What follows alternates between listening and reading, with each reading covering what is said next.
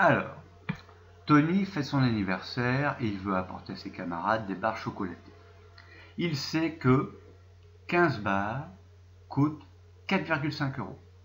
4,5 €, c'est le prix des 15 barres. Il veut que chaque enfant en mange une, sachant qu'il y a 19 élèves dans sa classe. Combien de barres il doit acheter? Bien sûr, Tony fait partie de la classe, et comme il y a 19 élèves, il doit acheter 19 barres. Une pour chaque élève. Maintenant, on va chercher le prix qu'il devra payer. Puisqu'il doit acheter 19 barres, combien vont coûter ces 19 barres? Alors, pour connaître le prix de 19 barres, il est difficile d'utiliser le coefficient de proportionnalité ici. Il existe toujours dans une situation de proportionnalité, mais il n'est pas toujours évident. Ici, il n'apparaît pas de manière évidente. Comment faire pour passer de 15 barres vers 4,5? Quel rapport utiliser? C'est pas facile. 15 divisé par combien égale 4,5? Ou 4,5 fois combien égale 15? Bon, quand on est en CM2, c'est pas forcément un nombre facile à trouver. Donc voilà, 4,5 fois combien égale 15? Difficile. Donc je ne vais pas utiliser ici le coefficient de proportionnalité.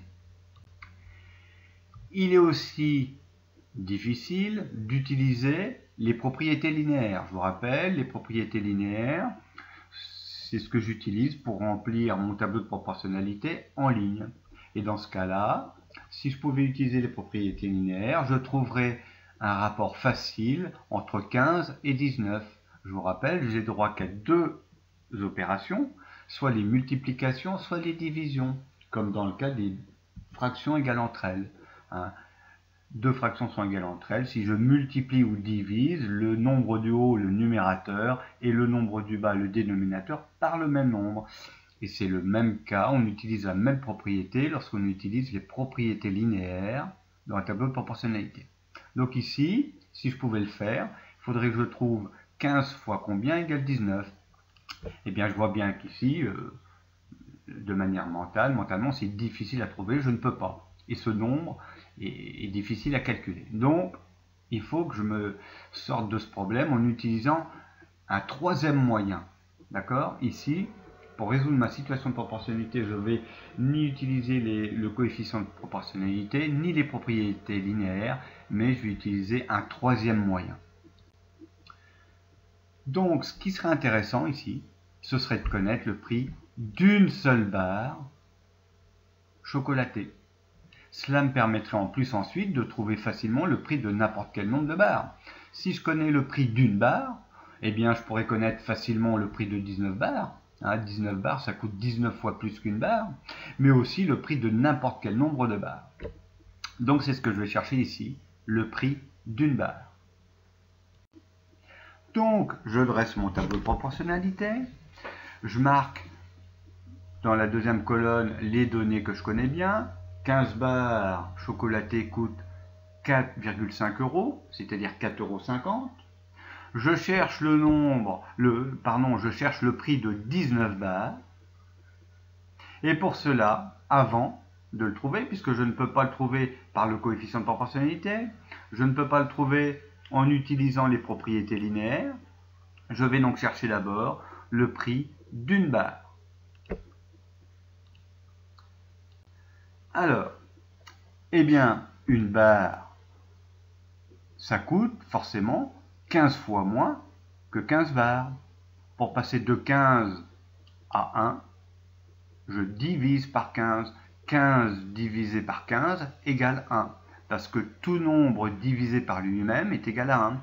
Par exemple, 239 divisé par 239, c'est égal à 1. 2 divisé par 2, ça fait 1. 17 divisé par 17, ça fait 1. 4809 divisé par 4809, ça fait 1. Etc. etc. Donc, pour aller de 15 vers 1, je divise par 15. Ici, j'utilise en fait les propriétés linéaires. Donc, puisque j'ai divisé en haut par 15, je dois également diviser en bas par 15. C'est-à-dire que une barre coûtera 15 fois moins que 15 barres. Et voilà. Et donc, quand je divise par 15, 4,50 €, 4,5 divisé par 15, j'obtiens sur ma calculatrice 0,3. Donc, une barre coûte 0,3 euros, c'est-à-dire 30 centimes d'euros. Alors maintenant, c'est intéressant. Pourquoi? Parce que quand j'ai le prix d'une barre, eh bien, il est facile de trouver le prix de n'importe quel nombre de barres. Et dans ce problème, on me demande de trouver le prix de 19 barres. Alors bien évidemment, 19 barres de chocolat, c'est 19 fois plus qu'une barre, donc ça va coûter 19 fois plus. Hein. Si je sais qu'une barre coûte 30 centimes d'euros, 0,3 euros, eh bien 19 barres vont coûter 19 fois plus. 19 barres coûtent 19 fois plus, donc je multiplie par 19 le prix d'une barre et j'obtiens le prix de 19 barres. Et donc je peux dire que 19 barres coûtent 5,70 €. Voilà. Alors ici on a utilisé une manière de résoudre une situation de proportionnalité qui est très importante.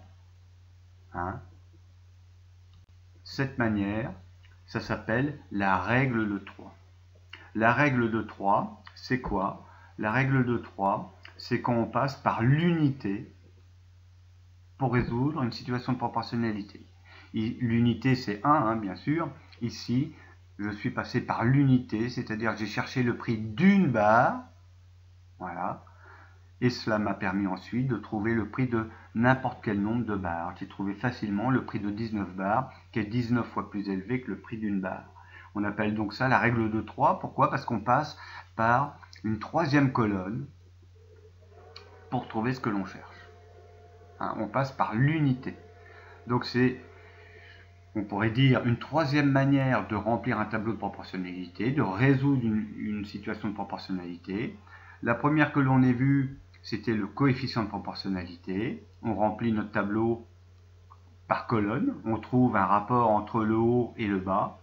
15 divisé par combien égale 4,5. Ici, difficile à trouver. Ou alors, on utilisait les propriétés linéaires. C'est ce qu'on fait en fait ici. On remplit le tableau en ligne. On trouve des rapports entre les nombres du haut qui sont les mêmes qu'entre les nombres du bas. C'est-à-dire, si je divise en haut par un nombre, je divise en bas par le même nombre. Si je multiplie en haut par un nombre, je multiplie en bas par le même nombre. Ça, ce sont des propriétés linéaires. Et aujourd'hui, troisième manière, on a utilisé la règle de 3, c'est-à-dire on est passé par l'unité. Très important. Alors, pourquoi ce passage à l'unité est intéressant? Parce que comme je vous l'ai dit au début, quand je connais le prix d'une barre, je peux facilement calculer le prix de n'importe quel nombre de barres. Tout à l'heure, 19 barres, on a fait x 19.